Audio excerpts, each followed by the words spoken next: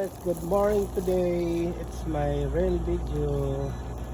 Hello guys, ang ating ngayong preparation ng umagang ito ay magagaya tayo ng lettuce, green pepper, cucumber, and onion.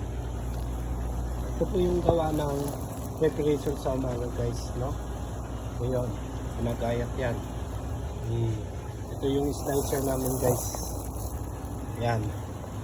No, mayroon po itong panulak kaso lang tinanggal ko kasi mas komportable ako sa hinawakan kasi pag may panulak guys, ano siya, hindi parehas ang size. So ito yung tomato, yan, yan, slicer vegetable, yan, gilingan kung tawagin sa Tagalog, no? Gilingan, yan, yan guys, yan ang mga gagayatin natin, yan, gulay, yan, yan. Yan. Ito namang sibuyas, 3mm daw ang sabi.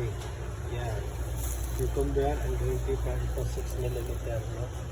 Ito yung mga standard size 3mm gulay na sibuyas, cucumber, and bell pepper. Capsicum. Yan. Ito yung American lettuce. No? Yan po yan ang ginagayat every dito guys. Ito yung aming slicer. No? Lagi ito naka-sanitizer guys. Yan. So guys, pag hindi ka maingat, yan, ang kamay mo pag naisubo dyan guys, no?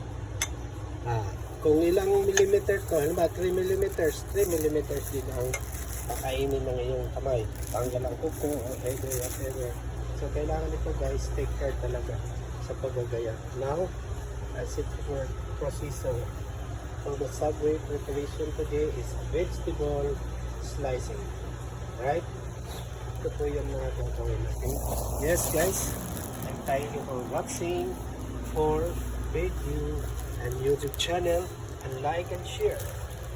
Thank you so much. Bye bye.